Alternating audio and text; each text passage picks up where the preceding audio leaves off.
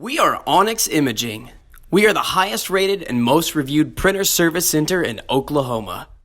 Hey, it's Jordan over at Onyx, and today we're going to show you how to change the ink in an HP Officejet Pro 8600. And they take a 950 for the black and a 951 for the colors. So what you're going to do is just open up this little tray here.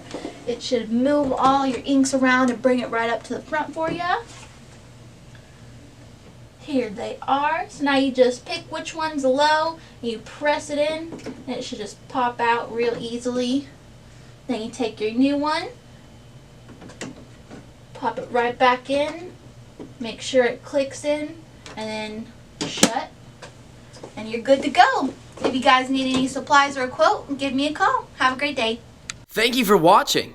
If you're interested in how you can receive free labor on all of your service calls, as well as how to qualify for free printer upgrades, contact us today.